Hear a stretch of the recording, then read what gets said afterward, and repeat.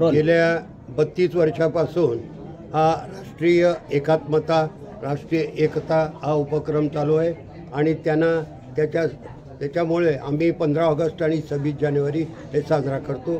3 ते 4 दिवस साजरा करतो. माझं म्हणणं असं आहे की आपल्याकडे सर्वच आहे, पण आपल्याला एकजूट व्हायचं आहे. आपण जर सर्व जाती जमाती, सर्व धर्माचे, सर्व राज्याचे, सर्व भाषीय एकत्र जर आलो तर आपल्या देशाला कशाची कमी नाही.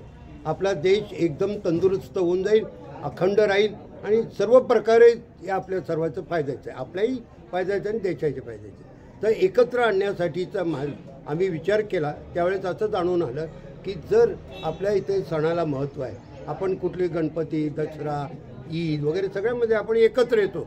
तसंच एकत्र यायचं म्हणलं तर आपल्या ह्या प्रजासत्ताक दिन, स्वातंत्र्य दिन याला सणाचं जर महत्त्व आलं तर आपण एकत्र येऊ. आणि त्या हिशोबाने आम्ही तो प्रसारण केलं की सण म्हणून साजरा करा, प्रजासत्ताक दिन, स्वातंत्र्य दिन सणाप्रमाणे साजरे करा, एकजूट होऊन साजरे करा, एकत्र येऊन साजरे करा, गोडधोड खाऊन साजरे करा, एकमेकाच्या गाठी घेऊन साजरे करा, हा केलं. परंतु त्याचबरोबर आपण सण म्हणलं की आपल्याला मिठाई पाहिजे, गोड पदार्थ पाहिजे आणि त्यासाठी मग आम्ही इथे गोड पदार्थ बनवायला सुरुवात केली. त्याबरोबर लोकांना, मुलांना, शाळेच्या मुलांना अशा देशाभिमान प्रकट करायचा असतो. देशाभिमान आहे तो प्रकट करायचा असतो. मग त्यांच्यासाठी तिरंगा टोपी म्हणा, हाताचे बँड म्हणा, या छातीवरचे बिल्ले म्हणा किंवा आत्ता सध्या सुंदर अंगठी आली आहे, मग तसे सुद्धा तिरंगा केंद्र हे त्याच्यासाठी उभं केलं.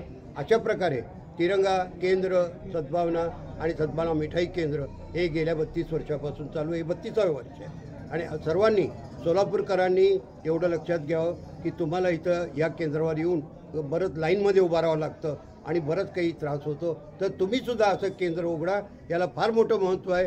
राष्ट्रीय एकात्मतेसाठी जर केलं तर हा राष्ट्राभिमानासाठी तुम्ही करताय आणि देशासाठी करताय. आपण सीमेवर जाऊन लढू शकत नाही, परंतु एवढं तरी करू शकतो.